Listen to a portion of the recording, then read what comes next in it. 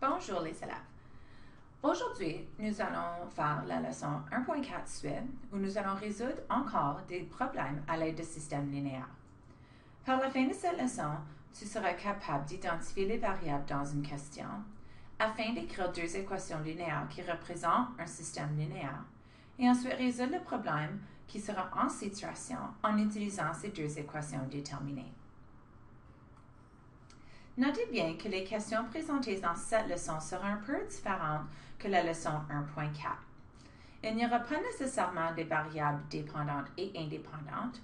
Par contre, on pourra toujours utiliser l'analyse d'un système linéaire pour trouver la solution possible. Commençons avec le premier exemple. Nous avons que Stéphanie a 5 poissons de plus que Benoît. Ensemble, ils ont 31 poissons. Combien de poissons ont-ils chaque? Afin d'identifier mes variables, je vais regarder à qu'est-ce que la question me demande. La question me demande combien de poissons ont-ils chaque. Puisque je parle de Stéphanie et Benoît, voilà mes deux variables. Je vais utiliser la variable de S pour le nombre de poissons de Stéphanie et la variable B pour le nombre de poissons que Benoît possède. Après avoir identifié mes variables, je dois écrire mes deux équations.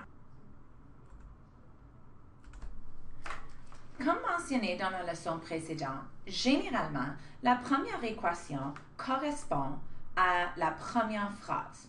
Donc ici, notre première phrase est que Stéphanie a 5 poissons de plus que Benoît. Alors, on aura S égale 5 de plus que Benoît. La deuxième équation correspond souvent à la deuxième phrase. Dans notre cas, ça dit que ensemble, ils ont 31 poissons. Donc, ensemble veut dire que je vais les ajouter. Donc, nous avons une somme de nombre de poissons à Stéphanie plus le nombre de poissons à Benoît qui nous donne 31. Après que nous avons terminé à écrire nos équations, nous avons besoin d'appliquer une méthode de résolution. Donc, soit vous faites tracer un graphique ou vous faites résoudre par la substitution. Pour cet exemple, nous allons résoudre avec la substitution. Donc, étape 1 est de regarder s'il y a déjà des équations où il y a une variable isolée. Mais oui, il y a une variable de S isolée dans la première équation. Donc, je vais substituer cette valeur de 5 plus B pour la valeur de S dans la deuxième équation. Donc, si j'ai S plus B égale 31, je substitue S pour 5 plus B égale 31, qui me donnera 5 plus 2B. 2B est égal à 31 moins 5.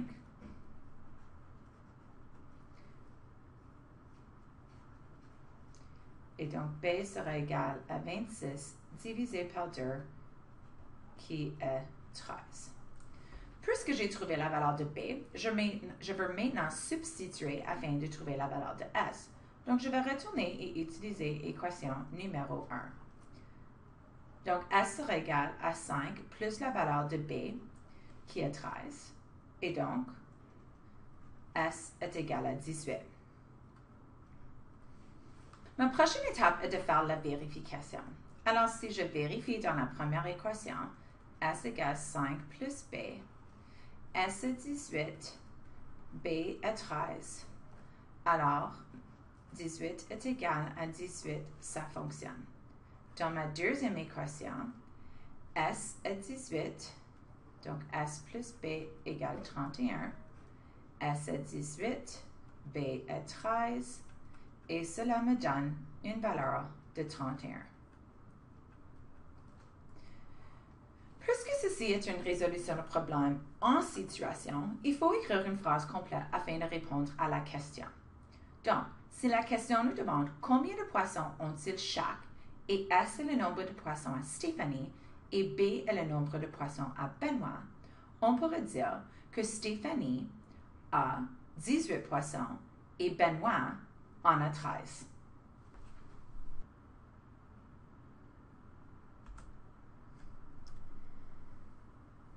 Exemple numéro 2. Corey travaille dans un petit magasin qui vend des CD usagés 9 $ chacun et des DVD usagés à 11 $ chacun. Aujourd'hui, Corey a vendu 204 $ de CD et DVD. Il sait qu'il a vendu 20 articles en tout. Combien de CD et de DVD Corey a-t-il vendu? Donc, ma première étape est de regarder à qu'est-ce que la question nous demande de faire ou de retrouver afin d'identifier mes variables. Donc, puisque la question me demande combien de CD et de DVD Corey a-t-il vendu, je vais utiliser la variable de C pour identifier le nombre de CD et D pour identifier le nombre de DVD vendus. Maintenant que j'ai identifié mes variables, la prochaine étape est de déterminer les équations qui représentent cette situation. Alors, ici nous parlons de argent et une quantité vendue. Alors, la première équation va correspondre à l'argent. Donc, notre première équation parle du fait que Corey vend des CD à 9 $ et des DVD à 11 $ chaque. Mais en tout, il a vendu 204 $. Donc, si ça coûte 9 $ pour chaque CD, plus 11 $ pour chaque DVD, ensuite, je fais 204 $ ou Corey fait 204 $. Donc, c'est en train de multiplier le nombre de CD par la valeur monétaire et le nombre de DVD par sa valeur monétaire pour savoir combien que ça coûte en tout. Deuxième équation est le nombre d'articles. Alors, si on voit la phrase, elle dit qu'il sait qu'il a vendu 20 articles en tout. Donc, si les articles comprennent les CD et les DVD, j'ai le nombre de CD vendus plus le nombre de DVD vendus est égal à 20.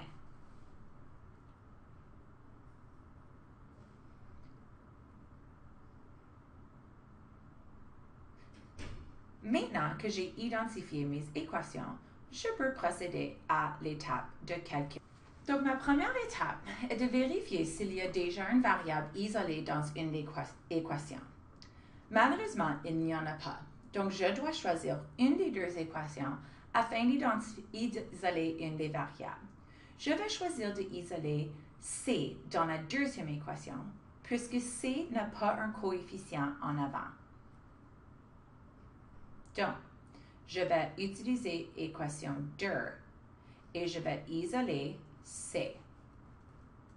Donc, je isole, C sera égal à 20 moins D. Donc, puisque j'ai isolé dans équation 2, je vais substituer dans équation 1. Donc, équation 1 est 9C plus 11D égale 204.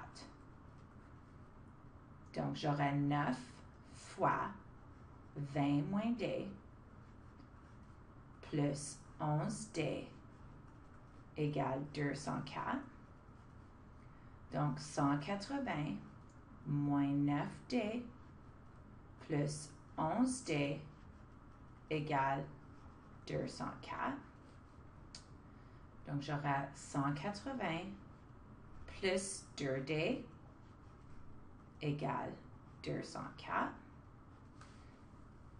Et donc, 2D sera égal à 204 moins 180. Donc, 2D est égal à 24. Donc, D sera égal à 24 divisé par 2 qui est égal à 12. Alors, j'ai trouvé la valeur de D. Il faut maintenant déterminer la valeur de C. Alors, je vais utiliser la deuxième équation puisqu'elle est un peu plus simple et je vais substituer la valeur de D avec ce que j'ai trouvé que D est égal à. Ensuite, je vais isoler pour C qui me donnera 8. Alors, avant de procéder et écrire notre phrase complète, nous voulons faire notre vérification. Alors, pour terminer, nous voulons écrire une phrase complète qui répond à notre question, qui est combien de CD et de DVD Corey a-t-il vendu? Alors, Corey a vendu 8 CD et 12 DVD.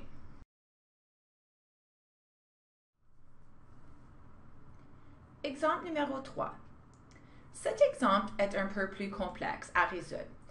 Alors, nous allons le faire ensemble en classe au prochain cours. Cependant, je vous invite, si vous voulez, de l'essayer. Ceci met fin à notre première unité. Au revoir.